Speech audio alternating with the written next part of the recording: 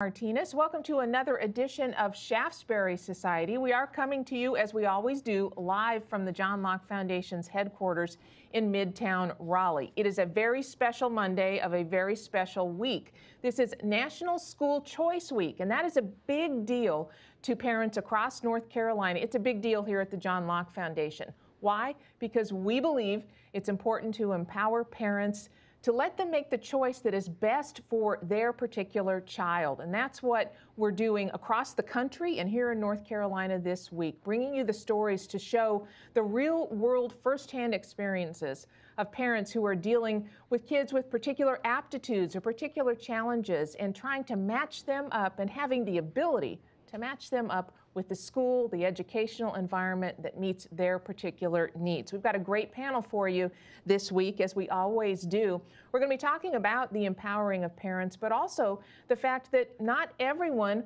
holds our view of the need for school choice. In fact, some in the education establishment are relentless in their opposition and in some cases even attacks on school choice. And here in our state, the Opportunity Scholarship Program is particularly of concern to those who tend to be on the progressive left, who don't think this is a good idea whatsoever. But we're going to be hopefully changing some minds today about those folks who might be skeptical. You're going to hear the stories of how this program in particular is helping so many kids in North Carolina. Joining us on our panel today, Crystal Hicks Lee. She is a parent out of the New Bern area of our state. She's going to share with us in just a moment her experience and how her family is benefiting from school choice. Also with us today is Mike Long, a good friend of ours. He is the president of Parents for Educational Freedom in North Carolina. Dr. John Pendergrass is with us as well. Dr. Pendergrass is the Assistant Superintendent of Schools for the Catholic Diocese of Raleigh, and also joined today by my Locke Foundation colleague, Dr. Bob Libke. Of course, I'm sure you're following Bob's work. He is Senior Fellow with the Center for Effective Education here at Locke. Go to johnlocke.org and you can read all of his work along with his colleague, Dr. Terry Stoops. Folks, welcome to the panel today. Thank you so much for being with us. Really looking forward to this conversation. Thanks for having us. Crystal, let's start with you, since you are literally dealing with the program every single day in your family. Share your story, if you would. So I have three daughters. All of them are different ages. They are, I have an 11-year-old, a 13-year-old, and an almost 16-year-old. And they all have a public school system. And it's, for me, I was in the public school system as well. But everyone doesn't learn the same. And I learned that with having, my daughters, they all have different learning styles. They all respond different. They all learn different. It was just throughout the years, we've had the struggles with them, the way they learn. You put everybody in a classroom, a large classroom, and give them, typically one way to learn. And, so for some children that works well, but for others, it might not. And it doesn't mean they're not capable of learning. It just means that they learn differently. And they might need some extra help or a different style of learning. And so my oldest, she's been, the PACE starter, which is where they go, is PACE. It's Pelota Academic Center for Excellence. It's a private school here in New Bern, North Carolina. It's the trauma-informed, trauma-sensitive school, grief-sensitive school. And it has been a godsend for us, my family. I will say that about a year after one of my daughters had left the public school system brought them back in to be tested. And they tested them, and, she was previously below grade level. When she came to be tested, she was actually a little above grade level being tested. So that was just after her being there for, not even a good year. I will also say that, they've been there, this will be 5 years now. And when my oldest was tested again. She actually tested at a 12th grade level. And she was just ending her 9th grade year. So, I mean, that right there is like just a eye opener for me, because I'm like, I know they have it in them. I know as a parent, that they are smart, they are gifted, but it's not the fact they can't learn. It's just the way that they are learning, and how can they learn to get this in them. And so they take the time and, really, go in and be able to reach every child. And that's not saying anything against the public school system, but it's just they're not capable of being able to focus on each individual child. And like I said before, that works for some children, but for others, it does not. So I mean, Crystal, for me, I mean, and they, one of my other, yes. are you using the Opportunity Scholarship and, to enroll your kids into the PACE program there? I didn't hear you. I'm sorry, one more time. Are you using the Opportunity Scholarship so that your kids can go to that school? All three of them do get the Opportunity Scholarship. So it has definitely been a blessing. It really has. It sounds like you have been able to find the school that really matches up well with each of your kids. And as you said, it's not as if there was something perhaps bad going on in the traditional classroom, but every kid is different. And so this works for you, and it's that scholarship that makes this possible. Absolutely. It's a great example of empowering parents to choose the learning home for their schools, helping parents make that choice, because who knows their kid better than them? Yeah, and it seems like such a fundamental, basic idea that we would all believe in. Parents know their kids. Kids are all different. If you have a kid, you know that. If you have several kids, you know that they're very individual. Bob, give us a sense of the Opportunity Scholarship Program, where it is in North Carolina today, how many kids it helps, and how it actually works. Sure, Donna. The current enrollment in the program itself is about 19,400 kids that are scholarship recipients. When the program started in 2014-15, there were about 1,200 kids. So those numbers show the tremendous growth of the program, that parents are satisfied, kids are satisfied. The eligibility has been expanded. This past budget session, there were two major changes that applied to the program, which will expand the eligibility. One of them is that the eligibility has been increased to 175% of the income threshold for recipients of the free and reduced lunch, school lunch program administered by the federal government. What does that all mean? Exact numbers haven't come out yet, but basically for a family of four, it'll mean you can make up to about $86,000 for a family of four, still qualify for the program. The other major change in the budget that is significant for scholarship recipients is that the award, which was for the longest time a maximum award of about $4,200, is now tied to a percentage of the state per pupil expenditures for full-time students. What does that mean? It means that it's currently, you can get a maximum of about $4,200. That will increase to potentially about $5,900.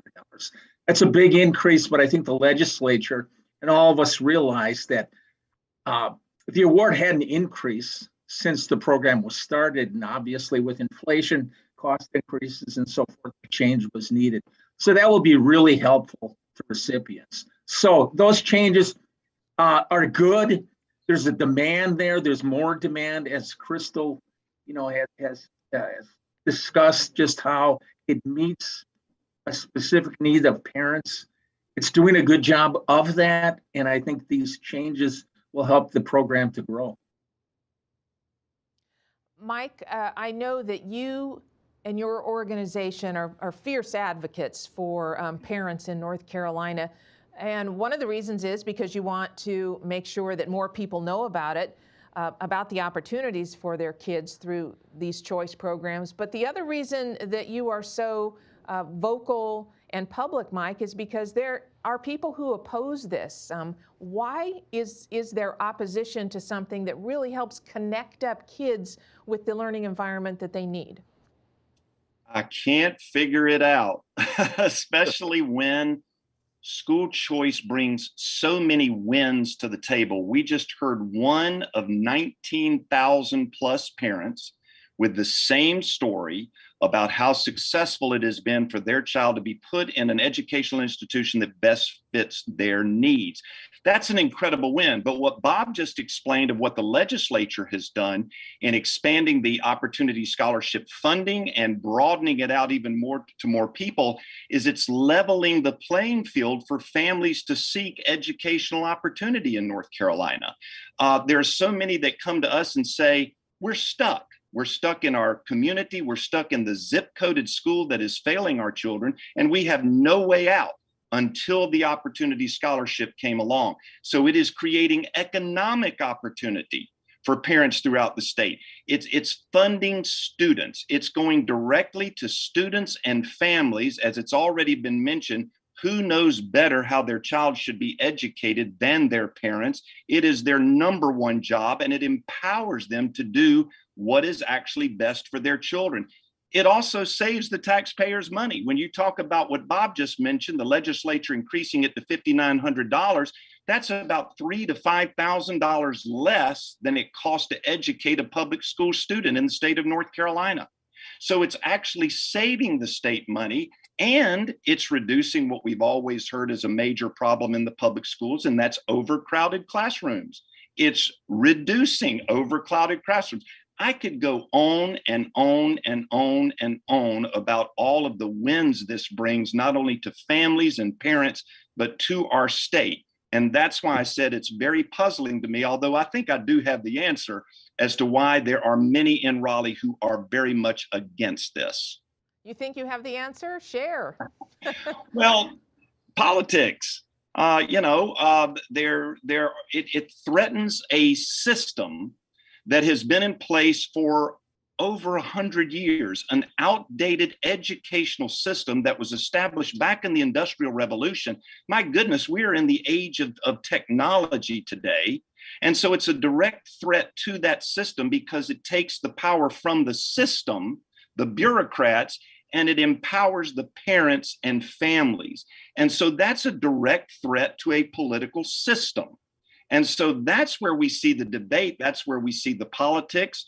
We are informing our parents to let them know that these Opportunity Scholarship dollars do not grow on trees in Raleigh, and that there are people there that are very much against it, the program, because they are indeed trying to do everything they can to protect the system. What I would say is we're not trying to eliminate a system.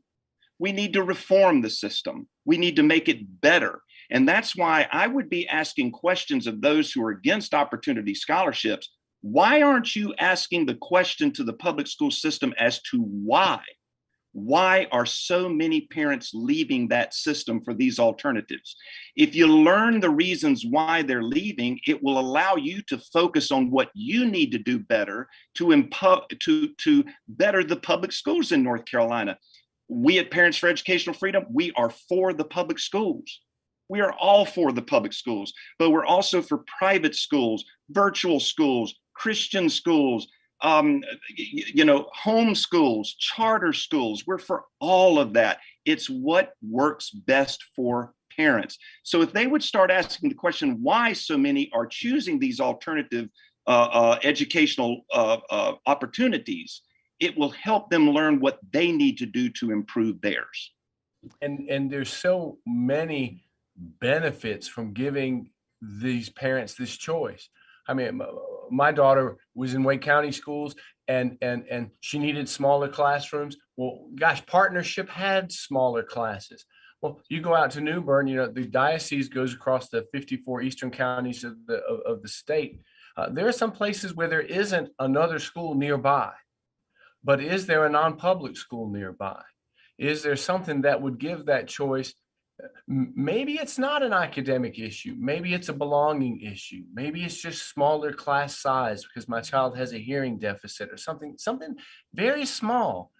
And you're giving parents the opportunity who know what the fix is to access it, leveling the playing field across the state a little bit so everybody gets that chance. And you know, Dr. Pendergrass, to that issue of leveling the playing field, what I've never understood in the opposition to school choice is that it seems so unjust to me, just fundamentally unjust, that only the wealthy, only people of means would have the ability to match up their child's needs to the school that works for them. This seems to me to be a just policy. It is. It's giving parents a choice that they wouldn't normally have to make that adjustment that could make all the difference. And so we have 3 daughters who just got that chance right down there in New Bern. And that story, as Mike said, multiply that over that 19,000. And when we were bringing our kids along in the Durham public school system, everything was great during the elementary years. We started having issues during the junior high years. And so my wife and I made a choice, and we had the economic means to make that choice. We sold our house in Durham to move and buy a house in North Raleigh so that our children could be a part of North Raleigh Christian Academy because it best fit the needs of our children at that time. We had the means to do that. I believe every parent in North Carolina should have the same economic means to make a decision like that for what's best for their children. They are taxpayers just like I'm a taxpayer. So when you come along and say you're taking tax dollars to fund private education, no, you're taking tax dollars for parents to make the best choice that they can make for their children to have success across the board. And it brings about an economic equality. We hear so much about that in our world today. School choice brings that about. It brings economic justice. It brings educational opportunity. If we're going to use these words, let's use them to what benefits families. Mm-hmm. You know, Dr. Pendergrass, you mentioned that the Catholic Diocese of Raleigh for the eastern portion of, handles the eastern portion of the state, so many counties, I think it's more than 50. How frequently are you seeing parents come in with an opportunity scholarship or maybe a disabilities grant and wanting to be part of the diocese educational system? Well, of our 9,000 students that we have in 22 K-8 schools and a high school, some early childhood centers, over 800 of them are opportunity scholarship students. If you read the legislation, it does some beautiful things. Veterans, our active duty military, they immediately qualify. Foster families who are making that gift of a home to a child are immediately available. It's immediately available to them to be in the lottery to get one of these. We've got 6 military bases in this half of the state.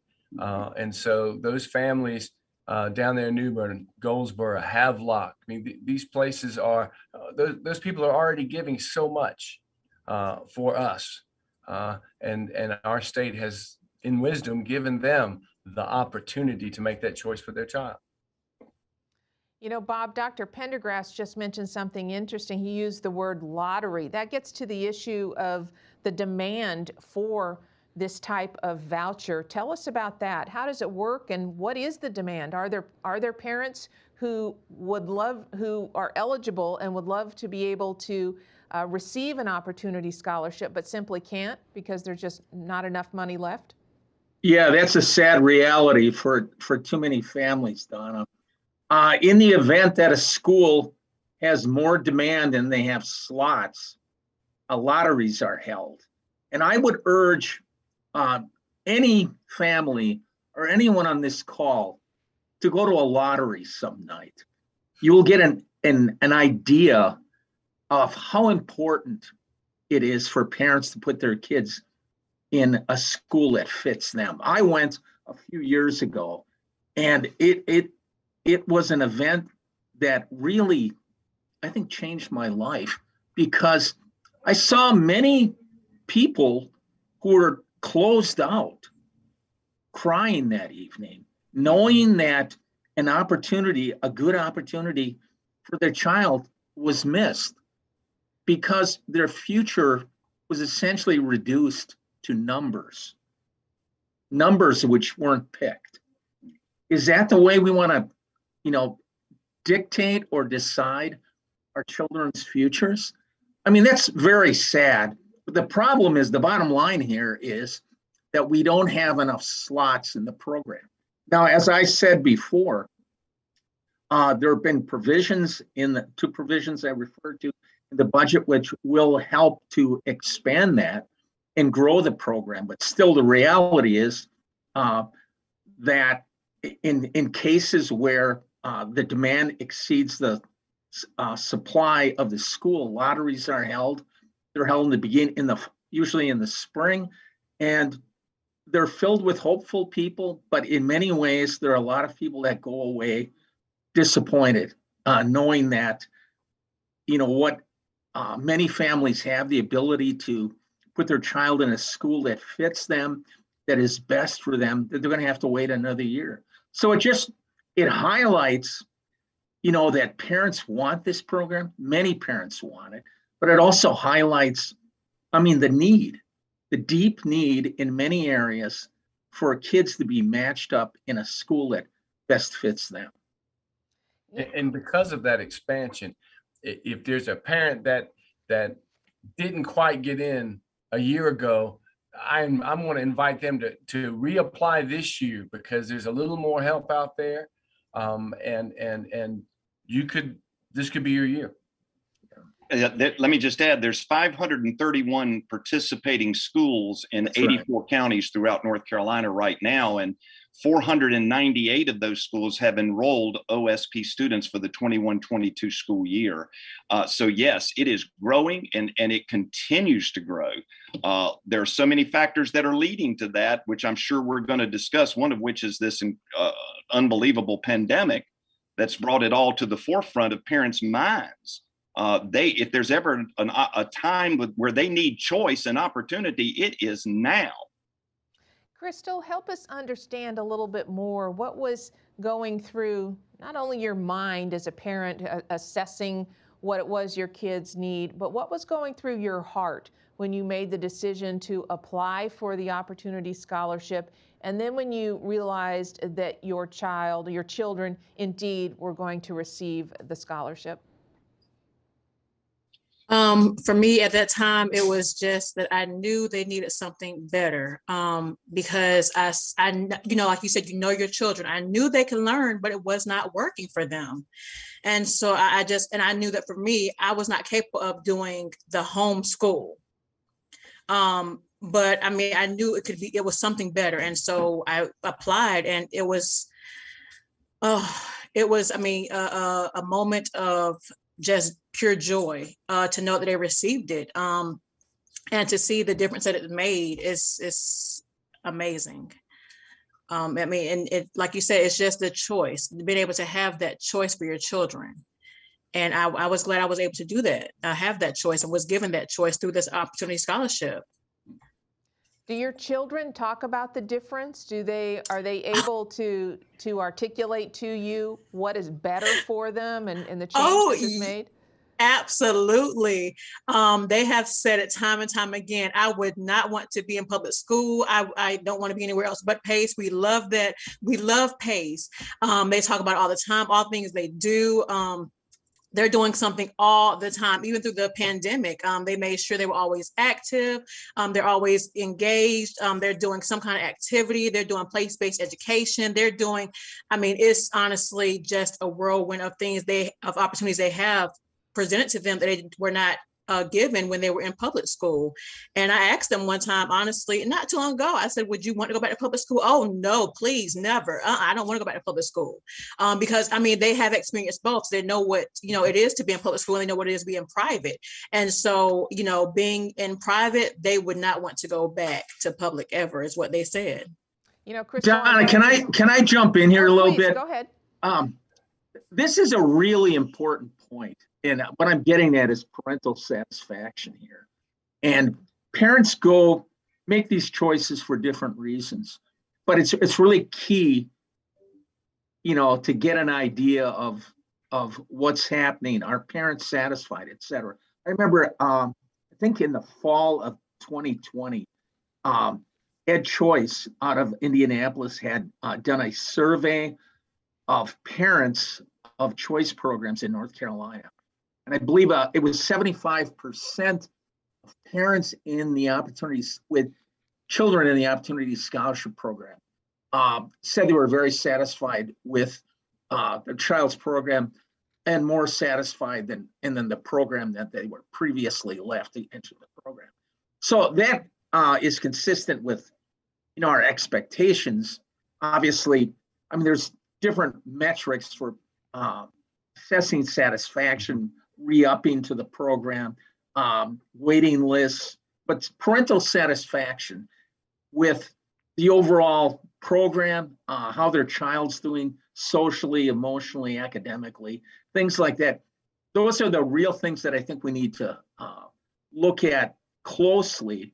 And from all the data that we're getting, parents are very satisfied with it. And I think it's important to keep that number or that metric up as we grow, because I think it's a good advertisement for the program. And also I think we're being good stewards of the money, in the sense that it's working for families. So I just wanted to interject that. Well, what else it is, Bob?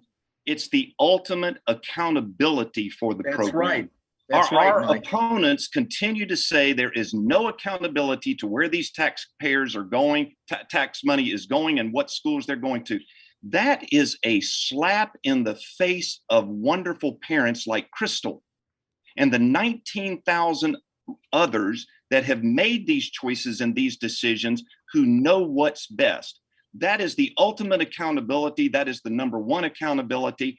And I tell you, the other word that we hear, because we are parents for educational freedom, so we are all into where the parents are in the grassroots of all of this. The number one word that we keep hearing from them is, my family has been liberated. Liberated.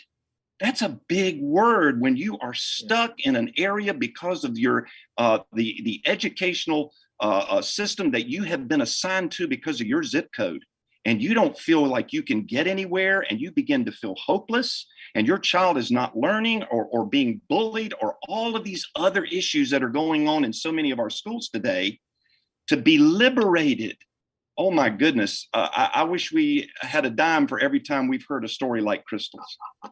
Well, and Ms. Lee, what you said about your girls reminds me of my coaching days. The gentleman I used to coach with said, nothing succeeds like success. And your daughter got where she was, tasted a little bit of success, then started this over here. And now you said she's involved in this and this and this, because it's kind of like Thanksgiving. It tastes good, so I go back and fill my plate a couple of times. A couple of you have mentioned the pandemic, and I'd like to talk a little bit about that in terms of its nexus with parental choice. I think at least at no time in my lifetime, at least, have I seen so many parents so involved in their kids' education. Some of it because they had to be, because their child suddenly was going to school at home via Zoom. And so parents suddenly were looking over the shoulder, and they were learning a lot more, not only about what was going on inside a classroom and with a teacher. Sometimes they found they loved the teacher. Others found that, this teacher may not be a good fit for my child. But they also learned about their kids. Okay, this is how my child really behaves and relates to other kids, and I can see this particular need. And they may have also learned about the mental health situation with their kids. And I kind of wonder, when kids and parents find they have a better fit, if that doesn't naturally lead to a more well-adjusted, happier child. And I'm certainly not, a public health professional or a psychologist, but it just makes common sense to me as a human being. What say you? There's no doubt about it. And, when you hold these things up right here, and you see all of these things on it, these little squares called apps, and you've got the millennial generation now having school age children that are growing up with apps. What are apps? Apps are choices. And so what I'm saying is, if you're going to tell one of those parents that because you live in that zip code that your child must go to that school, no way. They want to be able to make those choices. They should be able to make those choices, and they should be empowered in every way to make those choices. So school choice is never going to go away. This thing is flowing. And look, I don't have one good thing to say about COVID. But if there's one thing COVID has done, is it has brought school choice to the forefront in the minds of parents.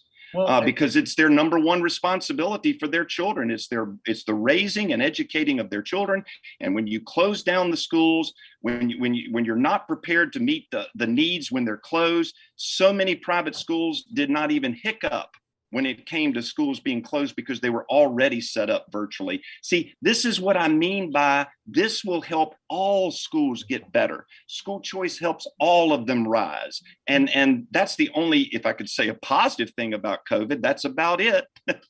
We had workshop after workshop after workshop about 21st century learning. Mm-hmm. And we didn't use a whole lot of it until we had to. Mm-hmm. And the pandemic made us use it. And so our teachers, our principals, it changed approaches, it changed thoughts. We find more parents coming to the virtual PTA meeting than ever showed up in the school building. Mm-hmm. Because of the shift they're working or the post they just got finished walking. So they'll participate from home, but they weren't going to. The grandparents, we have a tradition in our school of Grandparents' Day. And so many grandparents couldn't come to that. Well, virtually, grandma in Minnesota can come. Mm-hmm. Or grandpa who's back at Fort Hood and they just got their family moved to Lejeune. Well, they can still keep in touch. So it's really been an explosion of connections. And who do we want to drive those connections for their children? Their parents. That's right. Interesting, on our Facebook page in the comments section, our friend Ken asks a very valid question. He wants to know about academic performance. We've been talking here about kids and their well-being and hooking them up. I guess you can't use that phrase anymore, sorry about that. And connecting them with the right learning environment. But Bob, what about the academics? Do we have any indications as to whether kids are doing better overall if they are connected to a school of choice, or how do we measure that? What can we tell our viewers about that? Good question. There's a requirement in the legislation that all schools have to administer a nationally normed test for each student in the Opportunity Scholarship Program. The data is at the school and is available to be reviewed. Now, there was in North Carolina, there was actually an evaluation of the program that Professor Anna Igoliti from North Carolina State University and two other people from the Hunt Center had helped to administer.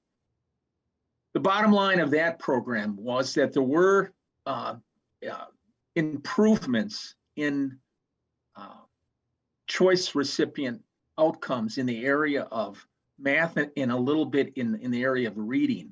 Now, there were some methodological problems with that because they required matching up children with students that didn't necessarily have the same background and so forth. But the bottom line was that there were moderate or modest improvements in outcomes of students who had received the Opportunity Scholarship. So that's encouraging. As I said before, there is a requirement for schools to administer a nationally normed test. I think parents are aware of that, and it's usually a good baseline for students or for parents to figure out, how their children are doing, and if tweaks are needed to get the help that they need. But yes, I think most parents are very concerned with academic outcomes. The difference is in different types of schools, there are different curricula. And so that outcome and that assessment is usually different. Now, the attempt to use nationally normed tests, I mean, that's one example or one metric to go from school to school. But there has been data, and people are always looking at that to see how these opportunity scholarship students do. But even if you expand that a little bit, there's a lot of research on this topic nationally. And by and large, if you look at the major body of research, most of it all has, it comes down to the conclusion that the programs are beneficial. They're beneficial, and oftentimes they're also beneficial academically to the public schools that are nearby, simply because oftentimes these schools are growing, and the local public schools can, sense a competitive impulse there, which will force them many times to address some of the academic issues. And that's good. We believe that to be a good thing. And in that sense, things are working that way because it's a win for the private schools, the Opportunity Scholarship Program, parents, and it's also a win for the local public schools whose academic performance has been improved by the presence of school choice programs. That research was done in Florida a number of years ago, but the outcomes and the results have been proven. So, Interesting. Lots of studies point to the fact that parent engagement improves student performance when parents are engaged as well. After Katrina down New Orleans, they went to a new model, and they found, guess what? It was more helpful for parents to be in the school that was closest to their work, not necessarily closest to their home, to attend meetings, to attend teacher conferences, to be engaged. So again, we're giving a chance, and I get a sense from Ms. Lee that there's a community at that school, that they're all in it together. That's great, because that engagement of the whole home, again, nothing succeeds like success. Right. So. Crystal, and that's really interesting. Help us understand Dr. Pendergrass's point here about your engagement and involvement with PACE. How does that work, and what does that mean to your kids as well as the teachers at PACE? I would think they would be delighted to have more parental involvement. They are, we all, for the most part, all of our parents actually come out and help in some way, form, or fashion. I do, a lot of parent engagement as needed. For me, it's that you have the win-win. You get to see what your children are doing firsthand, and not just hear it.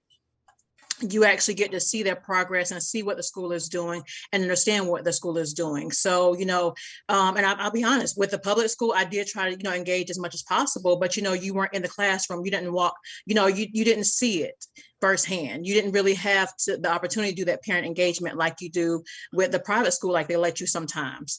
Of course, not with the pandemic. You can't do it as much now. But when it was or is allowed, we are able to.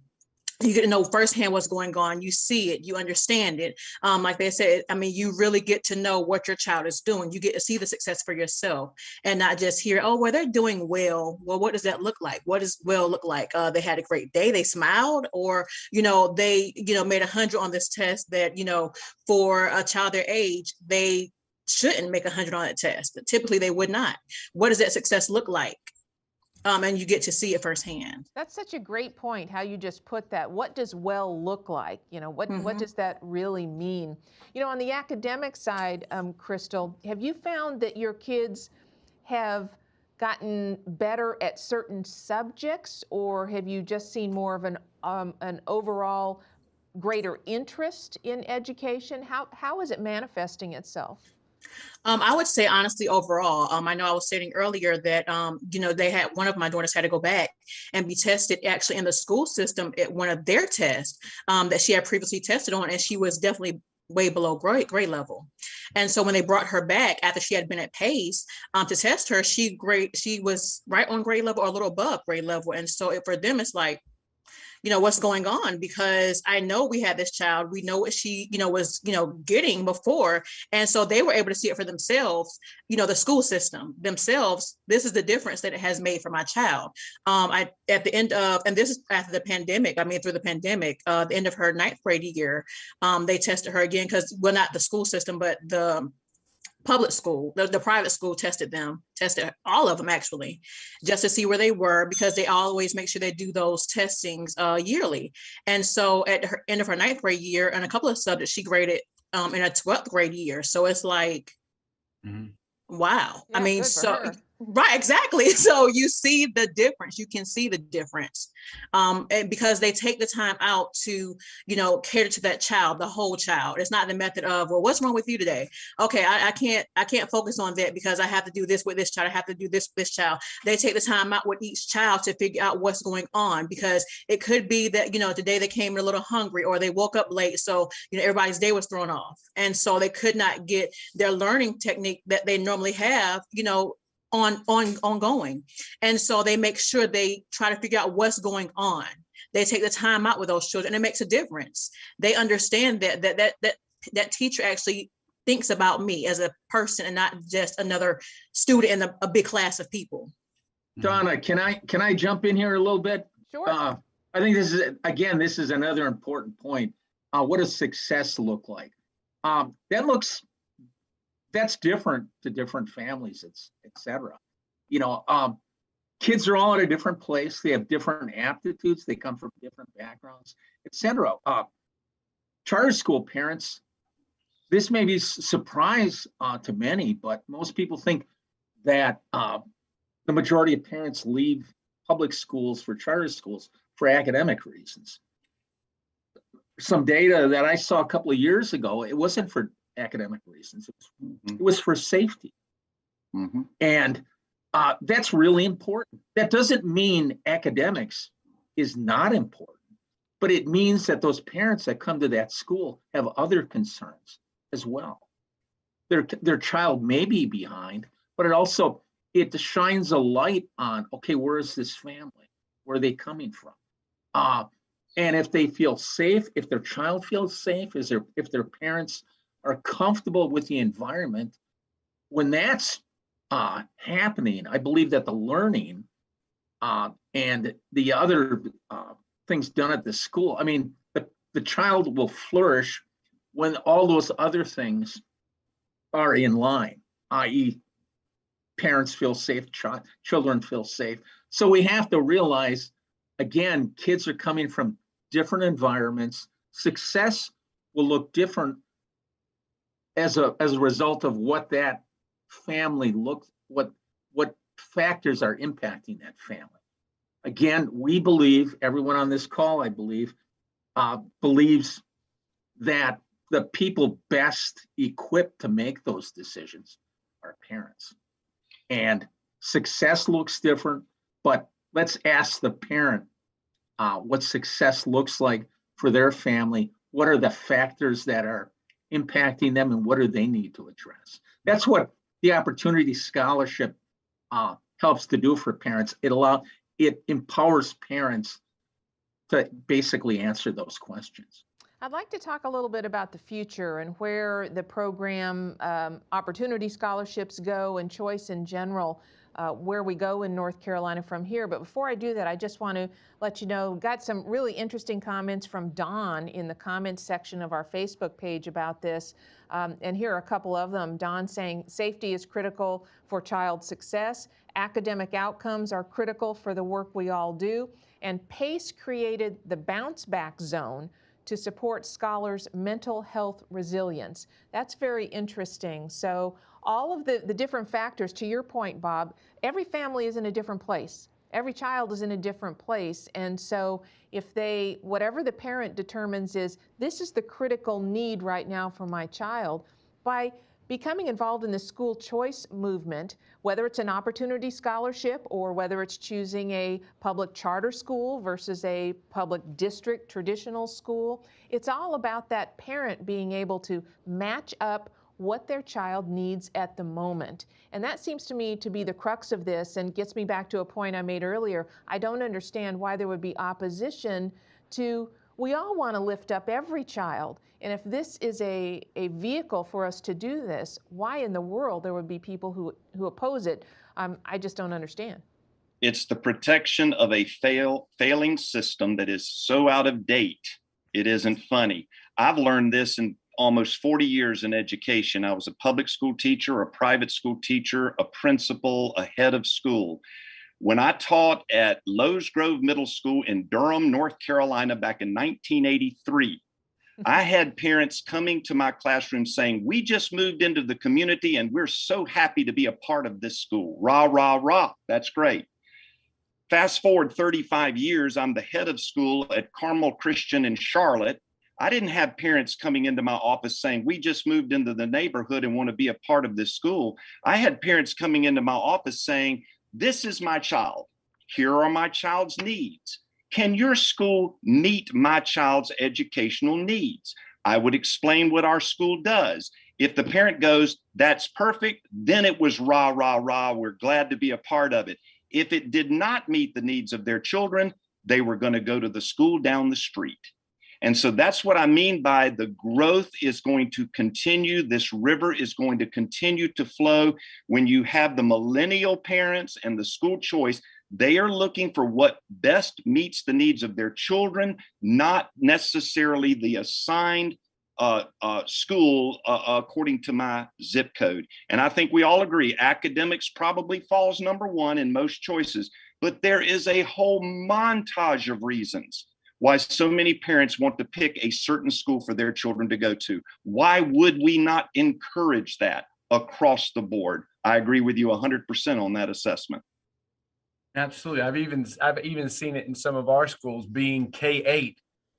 You know, by the time they're eighth graders, they've been with these friends for a long time, and they're treating each other more like cousins than they are classmates. They just, you know, they're bringing up stuff that you did in second grade and you're in eighth grade and you're kind of tired of hearing about it. Some of those kids really thrive in, you know, I want to go to the big high school.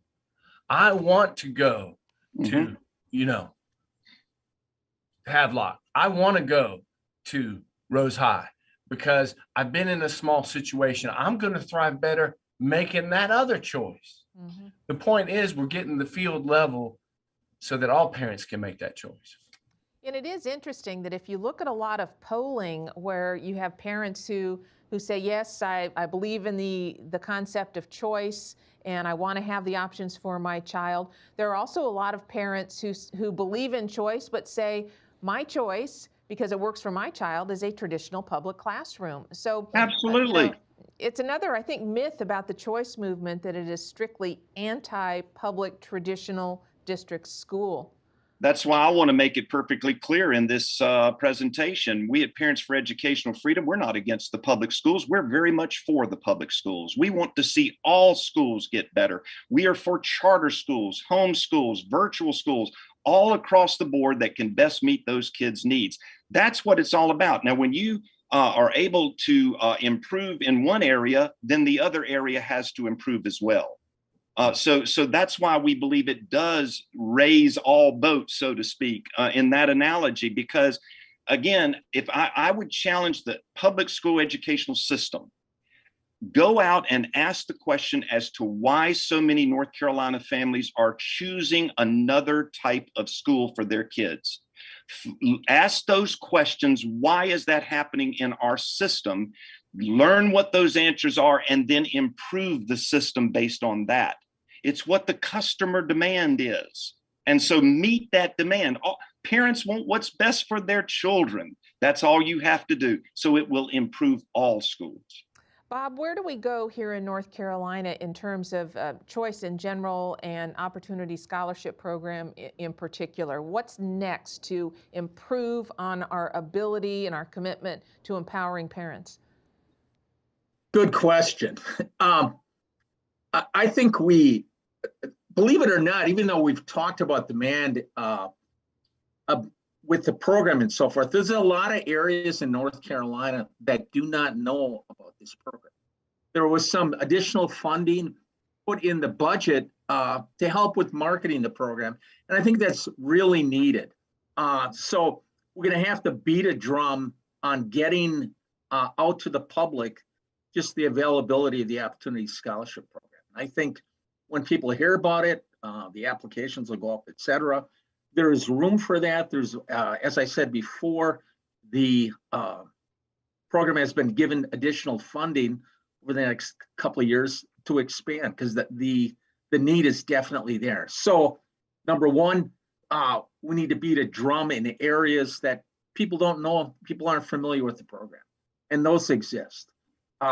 Secondly, I mean, if you look at eligibility, we've pushed it up to 175% of free and reduced lunch.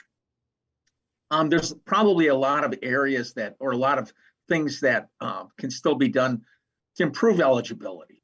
There's been talk about, for example, in Florida. Florida has a similar program, but they included kids that were bullied. Kids that had a really troubled academic experience because of bullying. They included kids that were bullied in their program that's similar to the Opportunity Scholarship. I've talked to a number of legislators about that, and they're possibly open to it. So, but those are two options that I'm hoping to see, activity within the next year, but we're looking at growth. There are a couple of other tweaks administratively to the program, but I think we're on good footing. There's a lot of demand. We're thankful for what the legislature did in the last budget session. It helps the program immensely, and I think good days are ahead. Yeah, the legislature. Mike, go ahead. What would you like I'm sorry, to I see? just wanted to add the legislature did a wonderful job in expanding the program in the last budget, as Bob said. And I have never seen a government program have more of a positive direct effect on the people that it is supposed to reach, and that is low-income families, to give them the opportunity than this. It's incredible. However, a lot of time in the wisdom of legislators, they often forget that even though they have put out something wonderful for the public, they fail to find a way to inform the public of what they have done. That's what we try to do here at Parents for Educational Freedom. And so by the more people that we can let know that this is available to, the better off it's going to be, and the even greater success. That's why the program continues to need to be expanded, because the more people that know, the more we'll take advantage of it. Thank you, Mike. Dr. Pendergrass, what is your hope for the Opportunity Scholarship Program and choice in general? My hope would be that parents wouldn't see this as, because we experience this in our military community. I don't want to ask for it. Somebody else needs it more than I do. Right? Because they're such service-minded people. No, this is here for you. You're part of North Carolina's family, and North Carolina has carved this out to help you go. What Bob was saying about getting that word out, that it's time, and now is the exact time to do it. It's the exact time to consider it, because kids have gotten used to a lot of different modes of delivery. Find the one that works, give it a try. And that's the other wonderful thing about it. If you come to Annunciation in Havelock and it doesn't work for you, well, gosh, then go down the street to Trinity Baptist and go. You can take your Opportunity Scholarship till you find the place that fits for your child. All of us have gone to school. It's part of the glue of our society. We want that glue to be sweet for that child. There's a good, strong foundation for them to reflect on and grow up and be a Tar Heel, be a North Carolinian, and stay here and grow our state. Crystal, I'm going to give you the last word today. What is it that you hope for your kids? My hope for my kids, or is that they flourish, they continue to flourish, and be able to experience the opportunity to know that they have choices. This opportunity scholarship gave them a choice in life. It gave me a choice to be able to, help them to expand their learning and to know that there is better so they can continue to grow. So just that they continue to flourish. And I'll tell you what, every parent is thinking the same thing right now as they're listening to your words. Every parent wants that for their child. And this particular program, school choice in general, opportunity scholarships here in North Carolina in particular, delivering on that hope for parents. I can't tell you how much I've enjoyed meeting you, Crystal Hicks Lee, also Mike Long. Good to see you again. Dr. Pendergrass, thank you for your contributions today. And of course, my colleague, Bob Libke. Thanks to all of you for joining us today. Thank you, Donna. And folks, everybody's got to sing the choir. Let's get together and sing. There you go. Those two went to high school together, Mike Long and Dr. Pendergrass. So interesting. They've connected up here outside of school choice. So we want to thank you for joining us here today. And remember, this is National School Choice Week. School Choice Week here in North Carolina. Here at the Locke Foundation, it's a big deal because this is so important to us. And I think after you've listened to our conversation today, it's obvious as to why. We believe that every child, no matter the zip code you were born in, no matter your economic background, no matter any circumstance of your life, we believe that every child deserves the same opportunity to flourish, as Crystal Hicks Lee put it. That's what we all want for our kids. That's what school choice is all about. If you agree with school choice, if you agree with the other work that we're doing here at the John Locke Foundation, and of course we hope you do, we hope that you will consider making a tax-deductible donation to help fuel our work. We are a nonprofit organization and we do rely on you to get our work done. If you'd like to do that, it's very fast and simple. Just go to johnlocke.org. In the upper right-hand corner, just hit the Donate tab. It's safe, it's secure, it's fast. It only takes 2 minutes and you can make your tax-deductible donation to help fuel work just like this. We want everyone to have a great school choice week. We hope that you will share the message of opportunity and hope for North Carolina's kids, as we will be doing this week as well. Hope you'll join us again next week for another edition of Shaftesbury Society. I'm Donna Martinez on behalf of the entire John Locke Foundation team. Thanks for joining us. Have a great week.